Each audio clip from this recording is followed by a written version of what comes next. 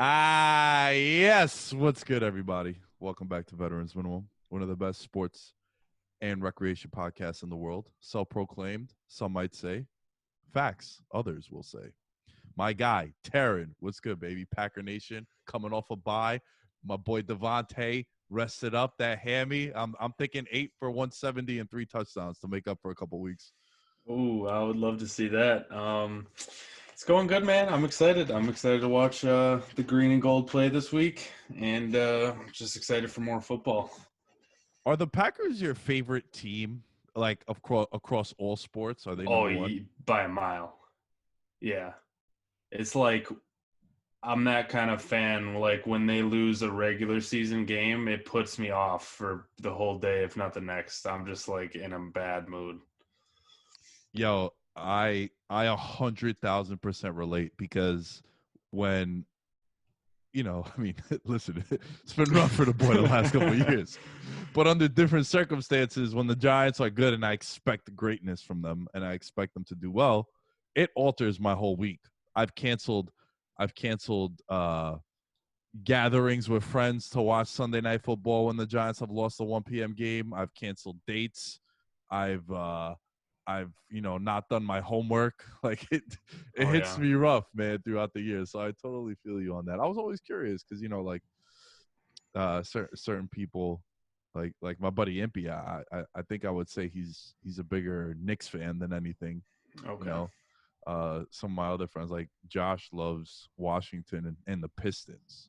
Like mad random. So it's like Mm-hmm. everybody has their own different thing. But all right, with that being said, there is a little bit of news that I definitely want to touch on before we get into one of our main talking points for this episode. Uh, before we really dive into it, I want to mention that the October giveaway for Patreon, you got to be in the $10 tier or higher. There's this hat right here. If you're watching this on YouTube, cheap plug, youtube.com/veterans minimum. Taryn, I know, man, it's impressive. I'm a professional. I get it. So we have this hat. You have a crew neck of this kind, custom crew neck. Hopefully, there's no one with a 6XL request because I don't have those, but I have up to 2XL, so we can cover a lot of bases, is what I'm saying. We also have a tank top as well. So you get that 3 combination bundle. It comes out to like $105 in total. So the October winner will be announced the first week of November. You guys have a couple of weeks to get in there just for the month of October, $10 tier.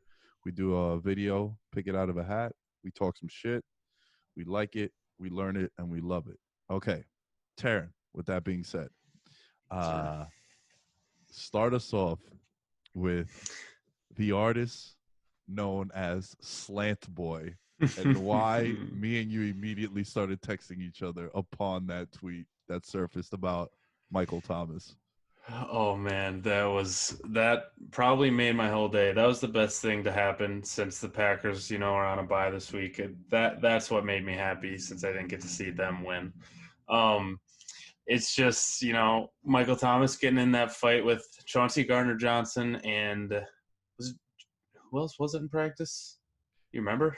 It was Jenkins, Malcolm Yeah, Jenkins called Malcolm him Jenkins, Slant Boy. and then he called him Slant Boy, which is just so funny because me and you have talked multiple times before about how we think perhaps bit on the overrated side is Michael Thomas. A lot of slants and just everything, in front of the sticks because you've got Drew Brees and Sean Payton, and that's where he finds all his success.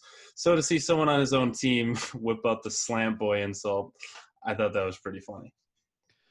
I have in my drafted tweets. That's what I'm trying to pull up right now. Oh my god, I found it. Oh, this is a gem, bro. I should have dropped this months ago, dude. There's a compilation video on the internet. No, Taryn, you psycho. Not that kind of compilation on the hub. We're talking about on YouTube, all Boy. right? It's all 149 passes that Michael Thomas caught last year. Dude, I'm not exaggerating. I've watched that video twice. It's about like 23 minutes, I think it was, 22 minutes. And I do the 1.5 speed just to, not watch the same thing twice like an asshole. With that being said, yo, No exaggeration. And you know this, but for those of you listening, and I'm going to link this video in the tweet after the episode or whatnot. Dude, 149 passes he caught. I think 22 or 23 traveled more than 15 yards through the air.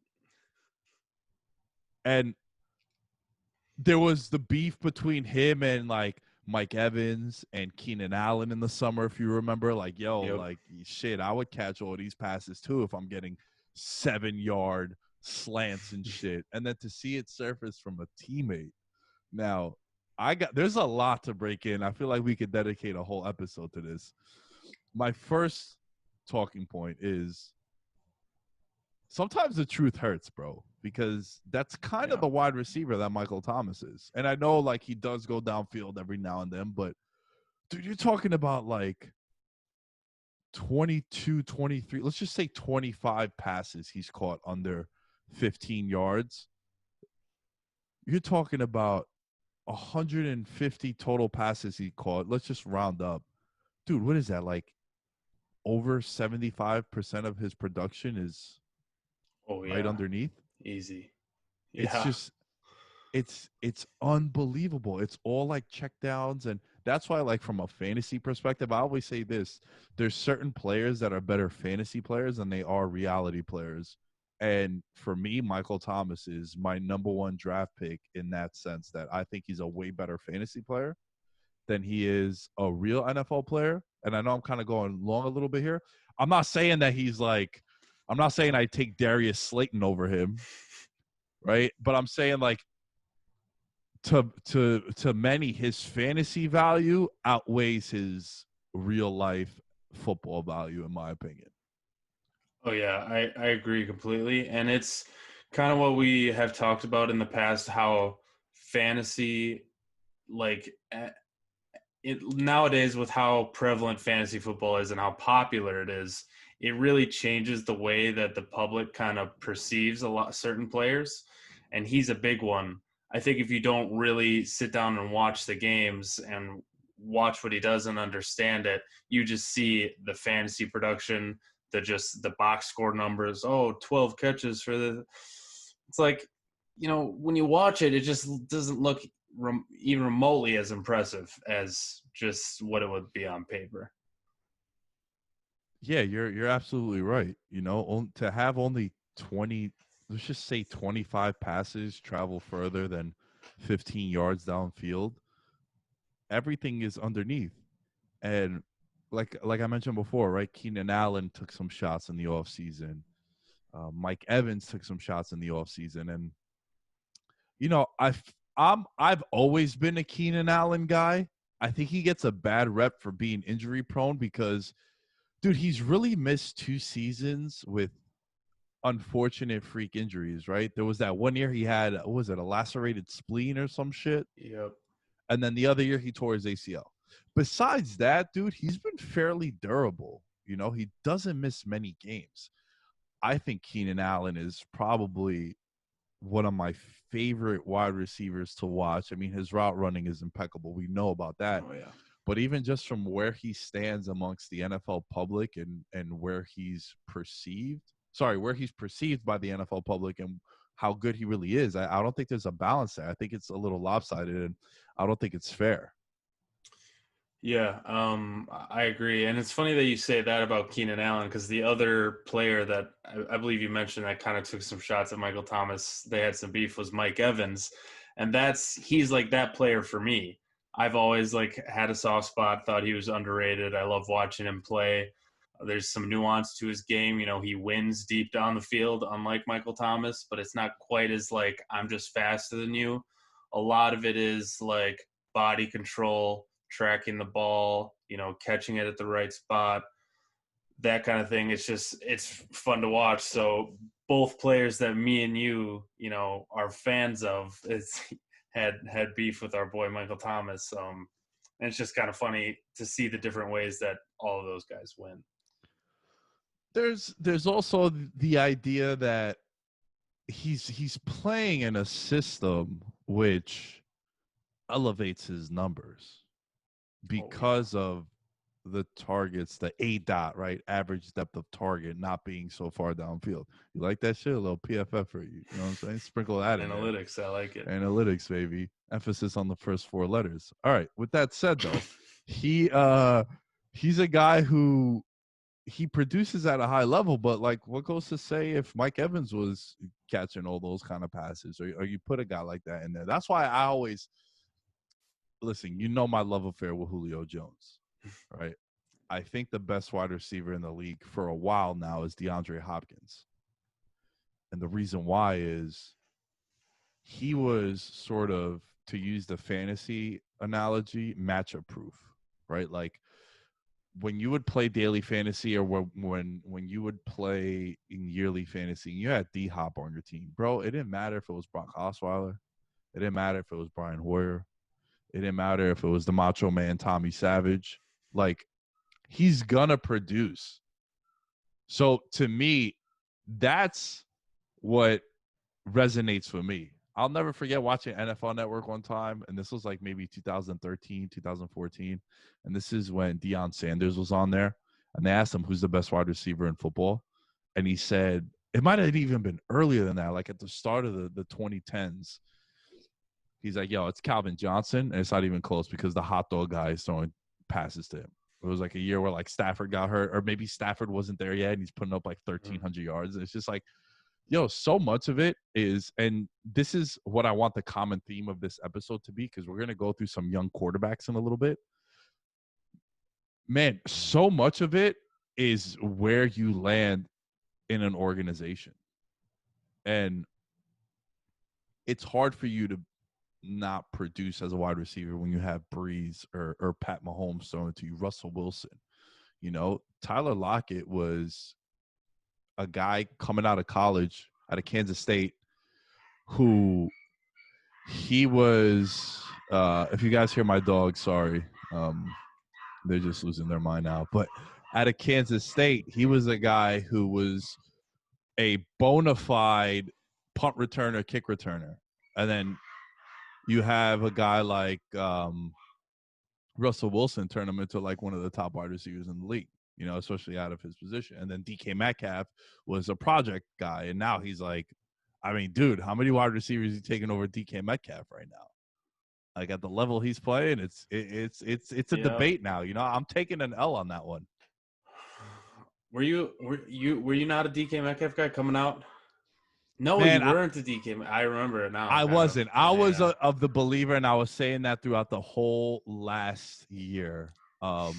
It seems like I've had 2 bad takes on wide receivers from the same school as of late, right? I thought it was Landry greater than sign Odell coming out, right? Like, I couldn't believe that Landry dropped in the draft. Like, I was just like, yo, I watched LSU, and that dude, he's a baller, man.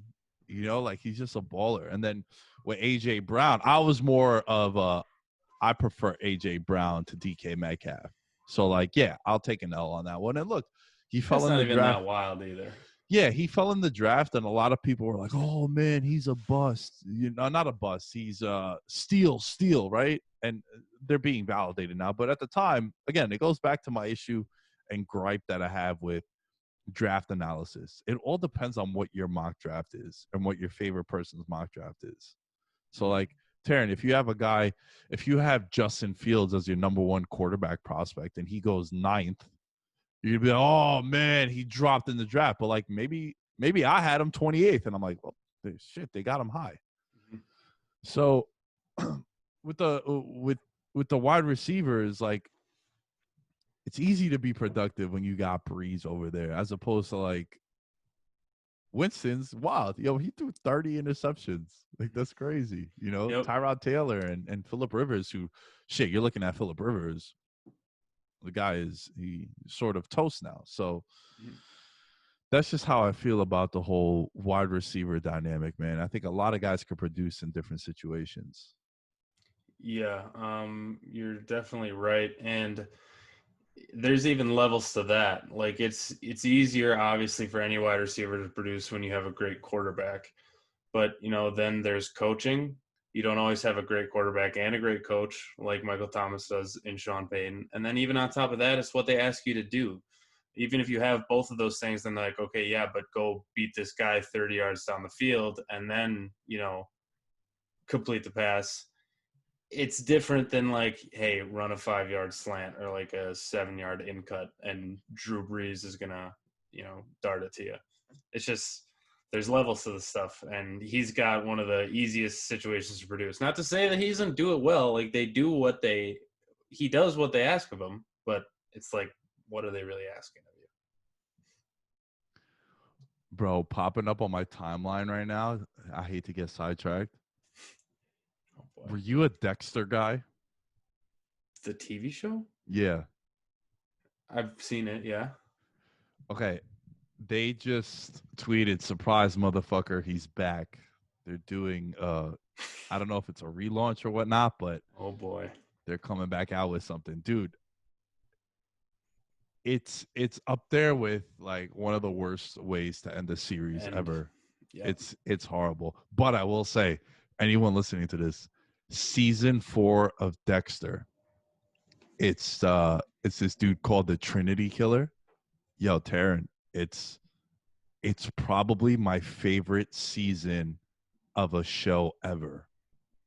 It's like that. It's up there. You ever watch Sons of Anarchy? My favorite show of all time. Yep. Oh man, that's just a banger. Yep. That is, so I always get heat for saying like Entourage is my favorite show of all time. But okay. I would never recommend someone watching Entourage. Like, I need to know you. Like, I would tell you to watch Entourage. I would tell like my friends to watch Entourage.